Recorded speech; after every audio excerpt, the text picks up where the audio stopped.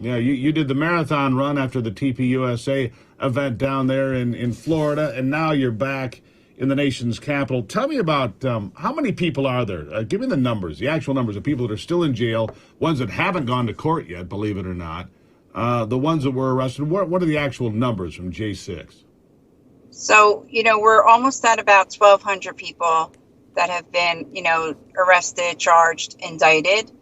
And of that number, we have just over maybe about 350 people at this point who are in jail. And in that number, you have people that have already, either taken a plea deal, went to trial, were found, guilty, and they're serving their sentence. But also in that number, you have new arrests. I mean, very recent arrests. And also in that number, you have people that have been sitting in jail, languishing for 2.5 years now, who haven't had their day in court yet, like William Cressman, who has been in the D.C. jail since, January of 21. Sitting in jail since January of 2021. No trial. I mean, can you imagine? Isn't this the United States where you're entitled to a speedy trial? You're supposed to be, but when it comes to Trump supporters, there is no due process. It's completely denied. So that's why we wrote the book, Due Process Denied. Yeah, so there's no question. So you've been doing fundraisers. You've had people like Louis Gohmert and Steve Bannon and others involved with what you're doing. You've had the former President Donald Trump involved with what you're doing. Give me the latest of what the efforts are to bring resolution here, because you're right.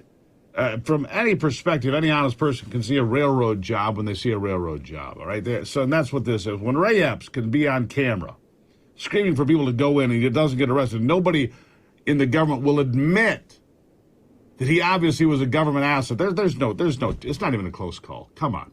Any thinking person can say, well, obviously that guy, he got away with it because he had special privilege, because he was an agitator that was planted there. Go ahead. That's right. And now he's suing Tucker Carlson and Fox News and anybody else that he can get, his hands on to make money on this. I mean, what we've watched with, the whole January 6th thing, I mean, the weaponization of our DOJ, I think it's very blatant what's going on in front of our faces. And you have, Americans, Trump supporters, specifically, that are being used as pawns to stop Donald Trump from, being on the ballot in 2024. That is what this whole thing, has been about. Stopping him in 2020 and now stopping him in 2024. We had a fundraiser at Trump National Bedminster about 3 weeks ago. And shortly after, the fundraiser, within a few days, I had 3 brand new applications of 3 new arrests.